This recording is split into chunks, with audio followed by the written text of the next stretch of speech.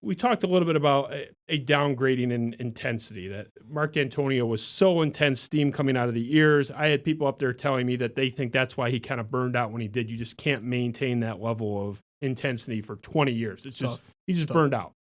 So how are things different now in the program? You touched on it a little bit, the Trevor Moawad, neutral thinking, don't get too high, too low.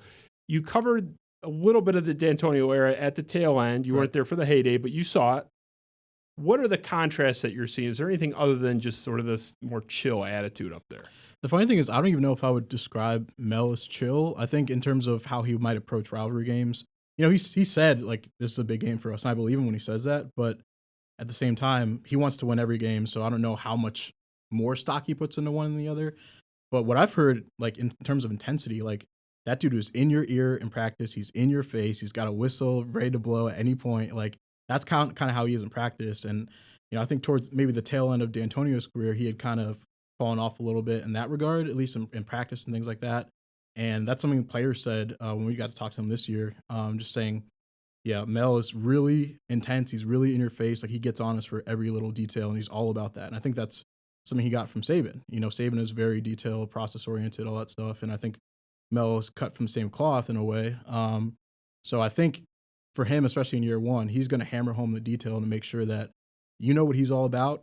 Because I think part of it is building his own culture, but also seeing who wants to fit into that and who responds well to that. They're evaluating every single thing that happens, like from your nutrition, how you take care of your body, your strength and conditioning results. Like, they monitor everything about individual players in this program. So again, a big part is figuring out who I want to build around, who I want on the roster next year, who's going to be a player that we like to keep on, and maybe who like, we've seen a lot of movement in the transfer portal, right? So maybe who isn't exactly a good fit. And it's tough to say because Dantonio was a guy who probably kept some players a little bit too long.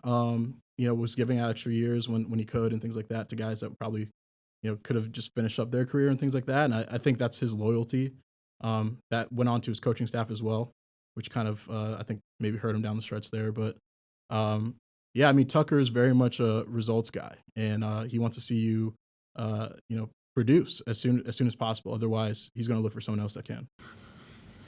Freaking idiot. Shouldn't even have a show.